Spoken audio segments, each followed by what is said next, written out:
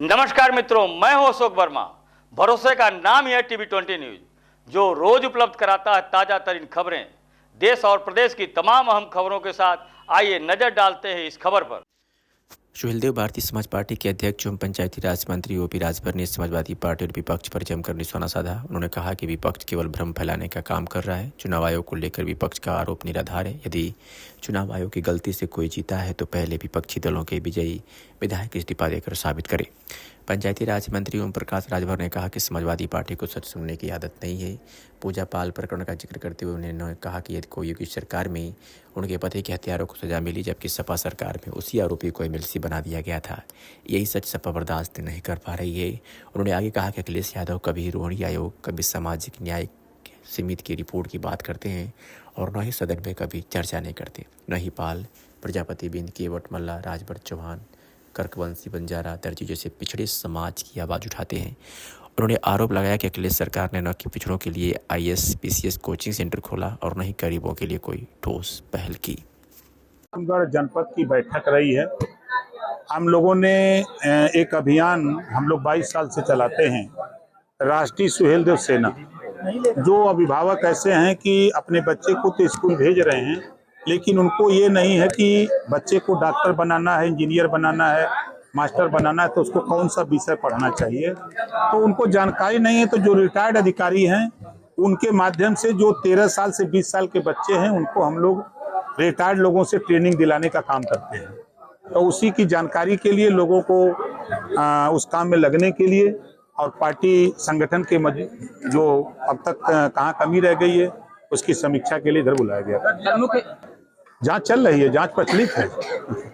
हाँ। सर, मुख्य चुनाव आयुक्त ने राहुल गांधी को एक हफ्ते का अल्टीमेटम दिया है। कहा है कि या तो माफी मांगे देश से या फिर एफिडेविट दें, या और इससे तीसरा विकल्प कोई नहीं है। क्या कहना चाहेंगे? देखिए, चुनाव आयोग ने सही कहा है। ये लोग कह रहे हैं कि चुनाव आयोग वोट काट रहा है और धांधली करके चुनाव जितवा रहा है।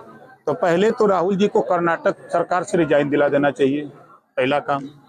दूसरा, जितने लोग सड़क पर इधर उधर बोल रहे हैं, धरना प्रदर्शन कर रहे हैं, जो जीते हुए लोग हैं पहले तो उनको रिजाइन दे देना चाहिए, उनको भी, ताकि ये साबित तो करें कि हम गलत, चुनाव आयोग की गलती से हम जीते हैं, उन्होंने वोट काटा था इस नाते हम जीत गए हैं।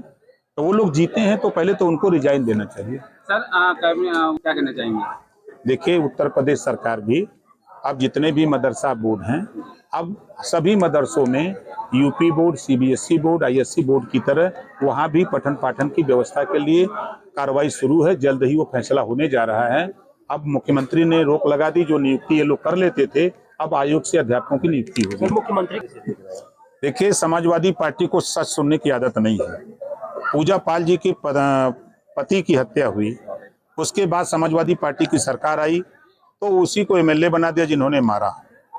अब पूजा पाल ने क्या बुरा कहा? उन्होंने तो यही ना कहा कि हमारे पति के हत्यारे को सजा मिली तो योगी जी के कार्यकाल में मिला। तो सच कहा है ना, तो सच सपा को सुनने की आदत नहीं है, इस नाते उन्होंने उसका निष्कासन किया है। आज सदन में अखिलेश यादव जी कभी पिछड़ों के विषय में बोलते हैं, कभी उनकी जबान पर रोहिणी आयोग की बात आई, कभी सामाजिक न्याय समिति की रिपोर्ट जो 7, 9, 11 बांट करके देने की है, एक भी समाजवादी पार्टी का नाम बताइए। सदन चला इतने दिन, कोई बोला हुआ? ये कभी रोहिणी आयोग को बात नहीं करते, ये कभी सामाजिक न्याय समिति की बात नहीं करते, ये कभी पाल, प्रजापति, बिंद, केवट, मल्ला, राजभर, चौहान, आरा, कर्कवंशी, बंजारा, बहेलिया, दुल्हा, दुनिया, अंसारी, साईं, दर्जी, फकीर को हिस्सा देने की बात नहीं करते। ये वोट लेने की बात करते हैं। खाली वोट चाहिए इनको, और कुछ नहीं चाहिए। मंत्री जी, तो सरकार तो थी 5 साल, माननीय अखिलेश यादव जी मुख्यमंत्री थे। अगर एक नजर से देखे होते तब कम से कम उनके साथ मुसलमान 20% वोट दिया, तो कम से कम 2.5 साल के बाद मुसलमानों को मुख्यमंत्री बना दिए होते। तब तो हम मानते कि एक नजर से देख रहे हो। आपने अपनी सरकार में किसको पूछा? आपने प्रमोशन में आरक्षण खत्म करके SC ST के साथ 2 लाख लोगों का जो नौकरी से निकाल दिया। प्रमोशन में आरक्षण खत्म करके जो बाबा साहब डॉक्टर अम्बेडकर जी के नाम पर बने हुए योजनाएं थी गरीबों के विकास के लिए, उसको खत्म किसने किया? समाजवादी पार्टी ने खत्म किया। समाजवादी पार्टी, हम तो कहते हैं डिबेट हमसे कर ले कोई। बहुजन समाज पार्टी ने शेड्यूल कास्ट, शेड्यूल ट्राइब्स के लिए अब 5 साल मुख्यमंत्री अखिलेश जी थे। अगर पीडीए की बात करते हैं तो पीडीए में इन्होंने क्यों नहीं पिछड़ों के लिए खोला? पिछड़ों के लिए आईएसपीसीएस कोचिंग सेंटर, सामान्य वर्ग के लिए आईएसपीसीएस कोचिंग सेंटर क्यों नहीं खोला?